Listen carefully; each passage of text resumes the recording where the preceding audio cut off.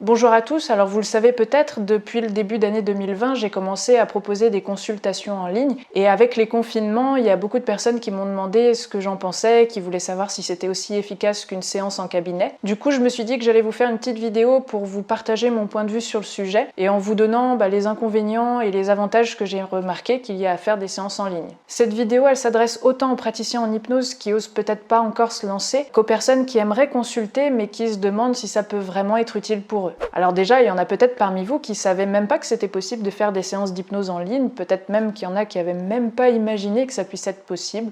Donc déjà, la première chose à savoir, c'est que bien sûr, on peut faire des séances en ligne. Et franchement, j'ai déjà fait plusieurs dizaines de séances en ligne et je dirais que c'est tout aussi efficace qu'une séance en cabinet, voire peut-être même plus. Un des premiers avantages, qui est probablement un des plus évidents, c'est qu'il n'y a plus de contraintes géographiques, ce qui veut dire que la personne peut faire des consultations peu importe où elle habite. Par exemple, moi je suis de Saint-Étienne, mais j'ai déjà fait des séances avec des personnes qui étaient aux quatre coins de la France. J'ai déjà eu quelqu'un qui venait de Paris, quelqu'un de Toulouse, quelqu'un de Nancy. J'ai même eu des personnes qui habitent pas du tout en France, donc j'ai eu quelqu'un qui venait de Belgique, quelqu'un qui est du Québec. Donc on peut vraiment faire des séances n'importe où. D'ailleurs, pour la petite anecdote, j'ai déjà eu quelqu'un qui s'est mis dans sa voiture parce que c'était le seul endroit calme qu'il avait à ce moment-là. Moi, je m'en fous où est la personne, tant qu'elle se sent bien là où elle est, ça me va. Et dans la même idée, moi aussi, je peux faire mes consultations d'où je veux. Si j'ai envie, je peux très bien partir habiter à l'autre bout du monde et quand même pouvoir assurer mes consultations. Il suffit juste d'avoir une bonne connexion Internet. Donc ça peut permettre de devenir ce qu'on appelle digital nomade, c'est-à-dire de pouvoir travailler d'où on veut et du coup de ne plus dépendre d'un endroit géographique spécifique.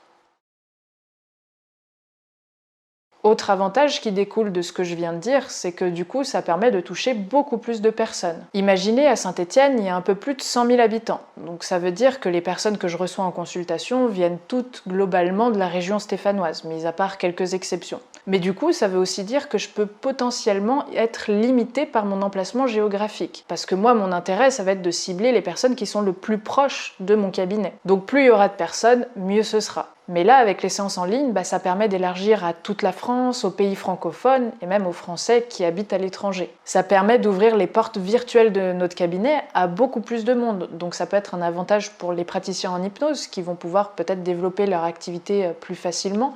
Et puis aussi aux consultants qui n'ont plus besoin de faire des dizaines de kilomètres pour venir nous consulter. Ce qui est bien également, c'est que ça peut permettre de faire un suivi. Admettons que vous ayez déjà reçu une personne en consultation dans votre cabinet et qu'elle soit amenée à être en déplacement professionnel pendant quelques temps ou qu'elle va déménager peut-être, peu importe, du coup ça peut être une alternative intéressante pour pouvoir continuer le travail ensemble. Un autre avantage intéressant, c'est tout simplement que la personne peut rester tranquille chez elle. Du coup, elle peut se sentir plus à l'aise vu qu'elle est chez elle justement et qu'elle est dans son petit confort. Je trouve même que ça aide vachement les personnes à se laisser aller beaucoup plus facilement dans l'état d'hypnose par exemple. En tout cas, c'est vraiment l'impression que j'en ai eue avec mes séances. Et s'il y a des praticiens en hypnose qui se posaient la question, j'arrive très bien à faire vivre des phénomènes hypnotiques aux personnes. Il suffit simplement de s'adapter comme on le ferait en cabinet. Donc c'est pour ça que je disais au tout début de cette vidéo que je trouvais que les séances d'hypnose en ligne étaient tout aussi efficaces que celles en cabinet, voire peut-être même plus. Un autre avantage qui est cool, c'est que comme on peut travailler d'où on veut, ça permet de réduire les temps de déplacement, puisqu'on n'a plus besoin de se rendre au cabinet. Personnellement, j'ai fait le choix de faire mes séances en ligne chez moi. Pour vous donner un ordre d'idée, mon cabinet, il est à une dizaine de minutes à pied de chez moi, donc c'est pas très loin, mais quand je fais une séance dans mon cabinet, je prévois de venir toujours au moins 30 minutes avant, histoire de faire du nettoyage, chauffer la salle, etc. Donc là, avec les séances en ligne, ça me permet quand même de gagner 1 heure dans le temps d'une journée. Et ça, pour quelqu'un comme moi qui aime bien optimiser au mieux mon temps et qui aime bien surtout éviter les temps morts, c'est quand même pas négligeable. Un peu dans la continuité de ce que je viens de dire dans l'avantage précédent, c'est que ça permet aussi de pouvoir limiter les frais. Parce que du coup, en théorie, pour faire des séances en ligne, on n'a pas besoin d'avoir un cabinet. Donc pour les personnes qui débutent ou celles qui ont peut-être du mal à s'en sortir, ça peut être pas mal pour avoir moins de frais. Et puis pour les personnes qui nous consultent, c'est pareil, parce qu'il n'y a plus les frais de parking ou de stationnement pour les personnes qui viennent en voiture, ou les frais de transport en commun pour ceux qui viennent en bus ou en tram. Donc c'est toujours ça de gagner. Et enfin, le dernier avantage, c'est que ça peut être une alternative assez intéressante à proposer aux personnes qui sont en situation de handicap. Peut-être parce qu'elles sont en fauteuil roulant ou parce qu'elles peuvent tout simplement pas se déplacer, ou pour les personnes qui souffriraient de phobies qui sont invalidantes et qui les empêchent de pouvoir sortir de chez elles. Ça permet de pouvoir au moins commencer un travail avec elles. Bon, après, le praticien en hypnose peut aussi se déplacer au domicile de la personne, mais il faut accepter de le faire parce que parfois, dans notre emploi du temps, c'est pas toujours possible. Donc ça revient à ce que je disais juste avant, la consultation en ligne, elle permet de réduire autant les frais que le temps de déplacement. Après, si je reprends l'exemple des personnes qui souffrent de phobie, l'objectif ce serait de pouvoir au bout d'un moment réussir à les faire venir à notre cabinet, mais dans un premier temps, les séances en ligne peuvent permettre de faire un peu la transition. Voilà pour ce qui est des avantages, je pense avoir fait à peu près le tour, j'en ai probablement oublié quelques-uns, mais je pense que j'ai partagé ce qui était le plus important. On va pouvoir passer maintenant aux inconvénients. Le premier inconvénient, c'est clairement qu'il y a un écran entre nous qui nous sépare et on va pas se mentir, c'est sûr que c'est pas pareil qu'une séance en présentiel. Il y en a certains qui disent que faire des séances en ligne, ça fait pas du tout chaleureux et que ça perd le côté humain, quoi. Alors personnellement, j'irai pas jusque là, mais je peux comprendre que ça puisse en gêner certains. Et puis au-delà de ça, ce qui peut être gênant, c'est qu'on peut pas toucher physiquement la personne. Et c'est vrai qu'avec l'hypnose, ça peut parfois être utile de la toucher au poignet par exemple. Mais bon, même en cabinet, on peut très bien faire des séances d'hypnose sans avoir besoin de toucher la personne, donc c'est quelque chose qu'on peut très bien contourner aussi quand on fait des séances d'hypnose en ligne.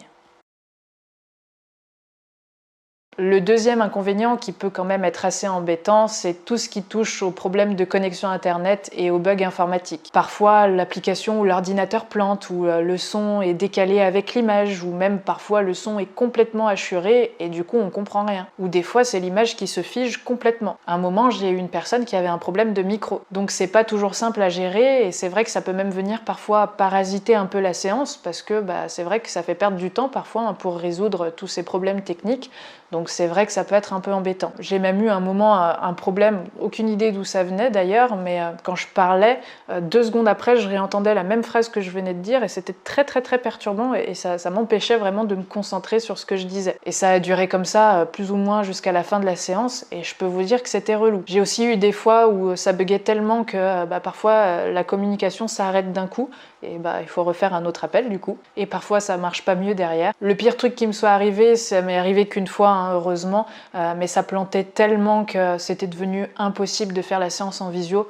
Donc ce qu'on a fait au bout d'un moment, parce qu'on en avait marre, c'est qu'on s'est appelé tout simplement par téléphone. Et j'étais assez surprise de voir que finalement ça marchait tout aussi bien. Après, j'avoue que j'étais quand même un peu embêtée, mais bon, c'est comme ça. Et parfois, même avec une très bonne connexion internet, ça peut quand même planter. Ça fait partie des choses qu'on peut pas vraiment maîtriser et j'ai décidé de pas trop me prendre la tête à cause de ça. Et la conséquence de ce que je viens de dire juste avant, c'est que parfois la qualité de l'image est plus que médiocre. Elle est parfois toute pixelisée, donc c'est pas toujours simple pour pouvoir décoder les expressions du visage. Il y a eu quelques fois où j'arrivais même pas à savoir si la personne avait une larme qui coule ou pas. J'avais l'impression de voir un truc, mais j'avais quand même un vrai doute. C'est vrai qu'en hypnose, c'est quand même important d'observer les émotions de la personne, et là, c'est sûr que parfois ça nous fait passer à côté de certaines réactions. Bon après, c'est pas très grave, on s'adapte, et puis voilà. Autre inconvénient qui est dans la même veine de ce que je viens de dire, c'est qu'on voit pas tout le corps de la personne. Donc pour voir les réactions globales du corps, c'est pas simple. Genre là, vous savez même pas si je suis en train de bouger mes jambes. Donc comme pour les émotions, là aussi je sais que je passe à côté de plein de réactions du corps. Mais le plus important, je dirais que c'est quand même de voir le visage, donc tant que je le vois, ça va. Des fois, les personnes cadrent pas très bien aussi. Il y en a qui bougent leur appareil sans faire gaffe, donc d'un coup, je vois plus rien. Mais parfois, j'arrive très bien à la voir au début de la séance, mais quand je commence à induire l'état d'hypnose, elle peut avoir tendance à s'affaisser un petit peu sur sa chaise et des fois, elle sort complètement du cadre. Et il y a vraiment eu 2 ou 3 fois où je voyais plus du tout la personne. Mais bon, moi je trouve ça marrant, tant que je l'entends et qu'elle m'entend, je me dis que c'est cool. Un autre inconvénient qui découle du fait que la personne soit chez elle, c'est que on peut pas maîtriser son environnement. Alors ce que je veux dire par là, c'est que si la personne est dans un endroit bruyant, je peux rien y faire. ou si elle a des enfants ou des animaux aussi. Par exemple, à un moment j'étais en pleine consultation avec un homme qui avait un chien et son chien s'est mis à aboyer. Alors heureusement c'était la fin de la séance et puis il m'a dit qu'il l'avait même pas vraiment entendu donc ça l'a pas dérangé, mais c'est vrai que ça aurait pu être gênant. Une autre fois aussi, où cette fois-ci j'étais avec une dame et je lui demande si elle est bien installée et puis elle me dit que elle va plutôt se mettre sur son canapé. À partir du moment où elle s'est assise sur son canapé, il y a son chien qui est venu, qui lui a un peu sauté dessus et avec sa queue il faisait bouger la caméra, donc voilà, je voyais plus grand chose, mais bon là aussi c'est pareil, ça a pu se résoudre et c'était pas si gênant que ça. Ça fait même des anecdotes amusantes à raconter. Et puis allez, une dernière petite anecdote, alors cette fois-ci c'était un peu plus de ma faute parce que depuis peu j'ai un chat et ça m'est déjà arrivé qu'il se mette à miauler juste à côté de moi, donc maintenant je fais en sorte de le mettre le plus loin possible, de le mettre à l'extérieur, sauf qu'il y a un moment où j'avais pas forcément fermé ma porte et du coup il est venu et il a voulu s'asseoir sur mes genoux, sauf qu'en sautant il s'est accroché au fil de mes écouteurs qui reliaient à mon téléphone. Du coup il a fait tomber le téléphone. Voilà, j'étais un petit peu embêtée, là c'était la personne qui voyait plus rien. Et puis bon, on en a rigolé et puis on est vite passé à autre chose. Mais bon, voilà, c'est le genre d'imprévus qui peuvent parfois arriver.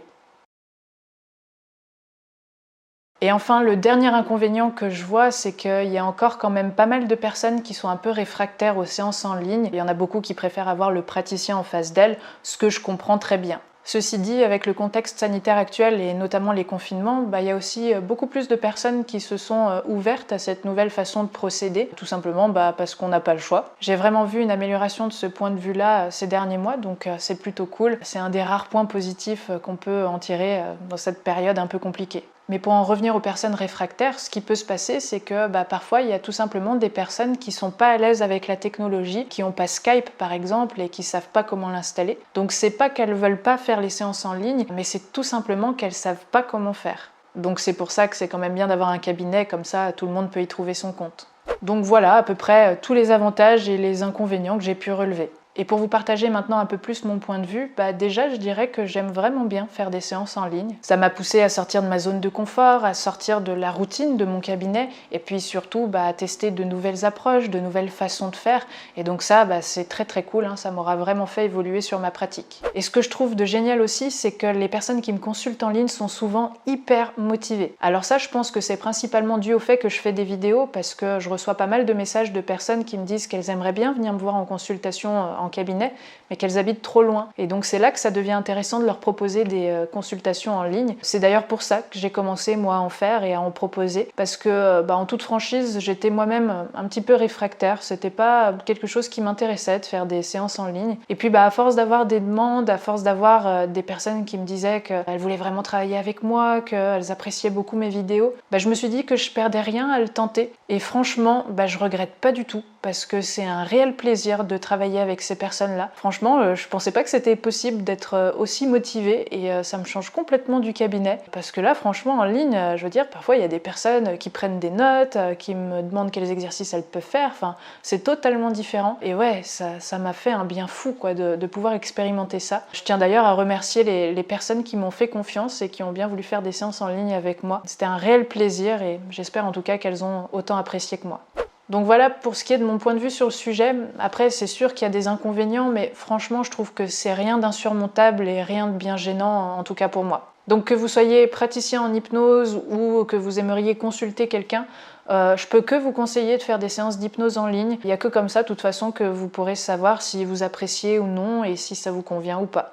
Donc voilà pour cette vidéo, j'espère qu'elle vous aura plu. Je vais tout de suite anticiper une question que les praticiens d'hypnose risquent de me poser, à savoir comment je m'y prends plus concrètement pour faire mes séances en ligne, quel matériel j'utilise. Si c'est quelque chose qui vous intéresse, n'hésitez pas à me le dire dans les commentaires, probablement que j'en ferai une vidéo pour tout vous montrer. Sur ce, si vous avez apprécié cette vidéo, n'hésitez pas à la liker, à la commenter, à la partager, puis à vous abonner à la chaîne si ce n'est pas déjà fait pour ne pas louper les prochaines vidéos, en n'oubliant pas d'activer la petite cloche. Et puis je vous dis à très vite.